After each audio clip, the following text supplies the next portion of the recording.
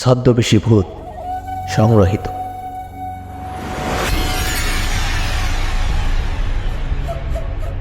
আমি যখন ছোট তখনকার ঘটনা।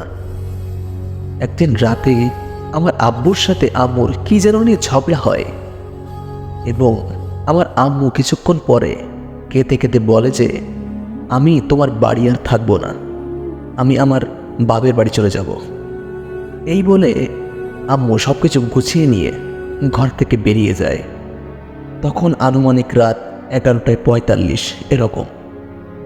আমার আব্বু রাগে কিছু না বলে ঘরে এসে ছিটকানি দিয়ে ঘুমিয়ে পড়ে। একটু পরে আমার যখন ঘুম আসছিল না তখন আমি আমার আব্বুর কাছে যে শুই। কিছুক্ষণ পরে হঠাৎ বাইরে আম্মুর ডাক। আম্মু আমাকে ডেকে ডেকে দরজা খুলতে বলছে। আব্বু নিজেই গেট খুলে দিয়ে আসে এবং আম্মুকে বলে, ফিরে আসলে কেন? যাও, বাপের বাড়ি চলে যাও। তখন আম্মু কিছু বলল না, চুপ করে ঘরে চলে আসে।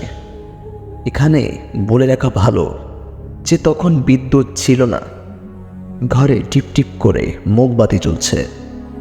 তখন আম্মু ঘরে আসলো। এরপর আমি, আব্বু আর আম্মু একসাথে ঘুমাই এবং একটু পরে আমি অনুভব করলাম কিসের যেন গন্ধ নাকে আসছে। আমি আব্বুকে চুপি চুপি বললাম এই কথা। আব্বু বলল, চুপ করে থাকো। এরকম কিছুক্ষণ যাওয়ার পরে আব্বুর ফোনে কল আসলো এবং আব্বু ফোন ধরে বলল, হ্যালো। তখন আমার নানা ফোনে বলল, লিমনের আম্মুর সাথে আবার কি হয়েছে? লিমনের আম্মু এখানে বসে কান্না করে। এই কথা শুনে আব্বু থ মেরে গেল এবং আমাকে চিমটি কাটলো। আমি তখন একটু উহ করে উঠলাম।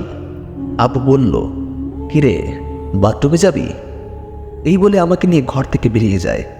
তখন আমার আম্মুর রূপে যে ছিল সে ঘর থেকে যাওয়ার সময় আব্বুকে বারবার বলতেছিল, লিমন একাই বাথরুমে যাক, তুমি থাকো।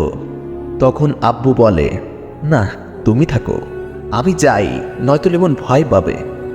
এই বলে আব্বু যখন আমাকে নিয়ে ঘর থেকে বেরিয়ে যাবে ঠিক তখনই পেছন থেকে একটা ভয়ানক আওয়াজ ভেসে আসলো, লিমনের আব্বা, তুমি চিনে ফেলেছ আমাকে না? কোথায় যাচ্ছ? থাকো না, পাশে বসো।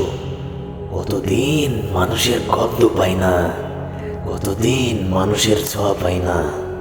আসো, গল্প করি, আজ অনেক গল্প করার আছে। যেখানেই যাও না কেন চলে আসবো তোমার সামনে চোখের পলকে।